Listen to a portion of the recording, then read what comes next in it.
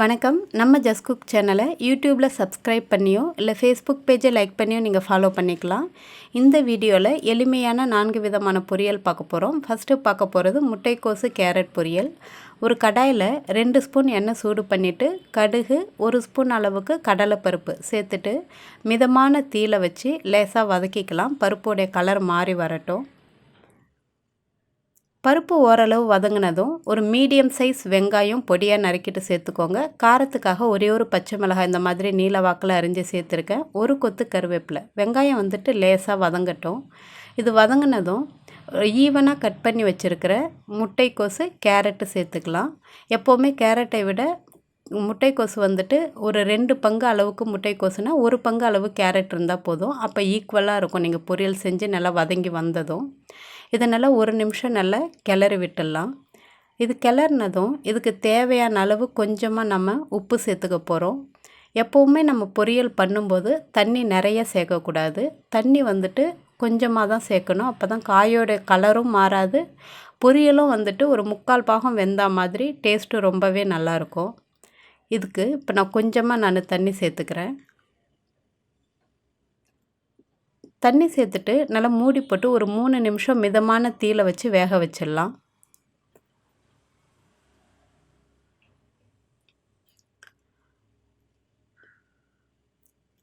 இப்போது சூப்பராக முட்டைக்கோசு கேரட் பொரியல் தயாராகிடுச்சு. நீங்கள் காஞ்ச மிளகாய் சேர்த்திங்க அப்படின்னா பொரியலோட கலர் வந்துட்டு மாறிடும். அதனால தான் நான் ஒரே ஒரு பச்சை மிளகாய் சேர்த்துருக்கேன். கடைசியாக நம்ம தேங்காய் துருவலை சேர்த்துட்டு கலந்து விட்டுட்டு அடுப்பை உடனே ஆஃப் பண்ணிவிடுங்க. சூப்பராக பொரியல் இப்போது தயாராகிடுச்சு. இப்போது நம்ம அடுத்ததாக நம்ம பார்க்க போகிறது அரைக்கீரை பொரியல் தான். நம்ம எப்படி பண்ணுறதுன்னு பார்க்க போகிறோம். ஒரு கடாயில் ஒரு 2 ஸ்பூன் எண்ணெய் சூடு பண்ணிவிட்டு கடுகு, உளுத்தம்பருப்பு, காஞ்ச மிளகாய் சேர்த்து தாளிச்சிக்கலாம்.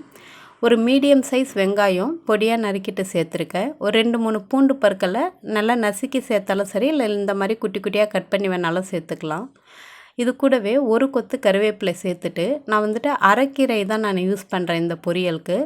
அரைக்கீரையை அதோடைய தண்டு ப்ளஸ் இலைகளோட நல்லா பொடியாக நறுக்கிட்டு சேர்த்துக்கோங்க. கீரை பொரியலை பொறுத்த வரைக்கும் நம்ம இந்த தண்டோட சேர்த்து பொரியல் பண்ணும்போது ரொம்பவே டேஸ்ட்டாகவே நல்லாயிருக்கும். இந்த முளைக்கீரை, அரைக்கீரை, அப்புறம் இந்த பொன்னாங்கண்ணி கீரை இதை எல்லாமே நீங்கள் தண்டோடு சேர்த்து பண்ணலாம். இது ஒரு 2 நிமிஷம் நல்லா வதக்கிக்கலாம். இப்போது கீரை எல்லாமே நல்லா வெந்து வந்துருச்சு. இப்போ தேவையான அளவு உப்பு சேர்த்துட்டு இன்னொரு ஒரு 2 நிமிஷம் நல்லா வதக்கி விட்டுடுங்க. டோட்டலாகவே பார்த்திங்கன்னா ஒரு நிமிஷம் 2 நிமிஷம் 3 நிமிஷம் வதக்கி விட்டால் போதும், கீரை பொரியல் தயாராகிடும்.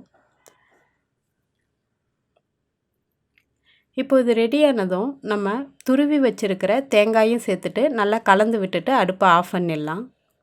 தேங்காய் சேர்த்த பிறகு ரொம்ப நேரம் அடுப்பில் வச்சுருக்க வேண்டாம். கீரையோட கலரும் மாறிடும், தேங்காயும் வந்துட்டு கலர் மாறிடும். அதனால் தேங்காய் சேர்த்து கலந்துட்டு உடனேவே கடாயிலேருந்து பிளேட்டுக்கு மாற்றிடலாம். எப்போவுமே நம்ம குழம்பு இல்லை கடையல் அந்த மாதிரி சாப்பிட்றத விட பொரியலாக செஞ்சு சாப்பிடும்போது நமக்கு வந்துட்டு குவான்டிட்டி அதிகமாகவே நம்ம உடம்புக்கு கிடைக்கும். நம்ம நிறையவே சாப்பிடுவோம். இப்போது அடுத்ததாக பார்க்க போகிறது அவரைக்காய் பொரியல் எப்படி பண்ணுறதுன்னு பார்க்கலாம். ஒரு கடாயில் 2 ஸ்பூன் எண்ணெய் சூடு பண்ணிவிட்டு கொஞ்சமாக கடுகு, உளுத்தம்பருப்பு சேர்த்து தாளிச்சிக்கலாம். காரத்துக்காக ஒரே ஒரு காஞ்ச மிளகாய் உடச்சிட்டு சேர்த்துருக்கேன். மிதமான தீயில வச்சுக்கோங்க, அப்படி இல்லைன்னா பருப்பு கருகி போயிடும். ஒரு மீடியம் சைஸ் வெங்காயம் பொடியாக நறுக்கிட்டு சேர்த்துருக்கேன். ஒரு கொத்து கருவேப்பிலை சேர்த்துட்டு வெங்காயம் லேசாக வதங்குற வரைக்கும் வெயிட் பண்ணலாம். வெங்காயம் வதங்கினதும் நான் வந்துட்டு நல்லா பொடியாக நறுக்கி வச்சுருக்கிற அவரைக்காயை இது கூட சேர்த்துட்டு நல்லா 1 நிமிஷம் நல்லா வதக்கிக்கிறேன்.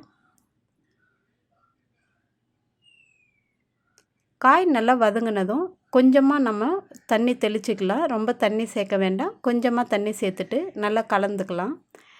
இதுக்கு தேவையான அளவு உப்பு சேர்த்துட்டு நல்லா கரெக்டாக ஒரு 2லேருந்து 3 நிமிஷம் மிதமான தீயில வச்சு மூடி போட்டு வேக வைக்கலாம்.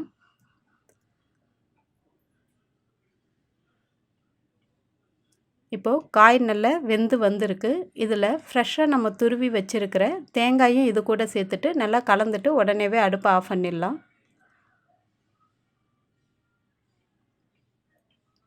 இப்போது ரொம்ப சூப்பரான உடம்புக்கு ஆரோக்கியமான அவரைக்காய் பொரியல் தயாராகிடுச்சு. இப்போது நம்ம அடுத்ததாக பார்க்க போகிறது பீன்ஸ் கேரட் பொரியல் தான். எப்படி பண்ணுறதுன்னு பார்க்க போகிறோம். ஒரு கடாயில் 2 ஸ்பூன் அளவுக்கு எண்ணெய் சூடு பண்ணிவிட்டு கொஞ்சமாக கடுகு சேர்த்துருக்கேன். எண்ணெய் சூடானதும் கடுகு நல்லா பொரிஞ்சதும் 1 ஸ்பூன் அளவுக்கு கடலைப்பருப்பு சேர்த்துக்கலாம். கடலைப்பருப்பு காரத்துக்காக ஒரே ஒரு காஞ்ச மிளகாய் உடைச்சிட்டு சேர்த்துட்டு மிதமான தீயில வச்சு பருப்பு ஓரளவு செவந்து வர வரைக்கும் வெயிட் பண்ணலாம்.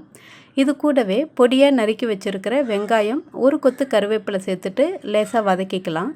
இது வதங்கினதும் 1 பங்கு அளவு கேரட்டு, 2 பங்கு அளவு பீன்ஸு சேர்த்துட்டு நல்லா 1 நிமிஷம் நல்லா வதக்கிடுங்க. வதக்கிட்டு தேவையான அளவு உப்பு சேர்த்துக்கலாம்.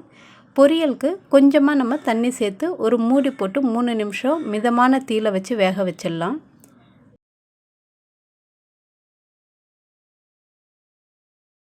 இப்போது காய் நல்லாவே வெந்து வந்திருக்கு. இதில் ஃப்ரெஷ்ஷாக துருவின தேங்காயை சேர்த்துட்டு நல்லா ஒரு முறை நல்லா கலந்து விட்டுட்டு அடுப்பை ஆஃப் பண்ணிட்டா சூப்பராக பீன்ஸ் கேரட் பொரியல் தயாராகிடும். எப்போவுமே நம்ம பொரியல் பண்ணும்போது, காய் பொரியல் பண்ணும்போது கொஞ்சமாக தண்ணி சேர்த்து மூடி போட்டு ஒரு 3 நிமிஷம் மிதமான தீயில வேக வைக்கணும். அதே மாதிரி கீரை பொரியல் பண்ணும்போது தண்ணியும் சேர்க்கக்கூடாது, மூடி போட்டு வேக வைக்கக்கூடாது. இந்த ரெசிபிஸ் உங்களுக்கு பிடிச்சிருந்ததுன்னா உங்கள் ஃப்ரெண்ட்ஸோட ஷேர் பண்ணிக்கோங்க. நம்ம சேனலில் நீங்கள் இது வரைக்கும் சப்ஸ்கிரைப் பண்ணலை அப்படின்னா வீடியோக்கு கீழே இருக்கிற சப்ஸ்கிரைப் பட்டனையும் ப்ரெஸ் பண்ணிக்கோங்க. நன்றி, வணக்கம்.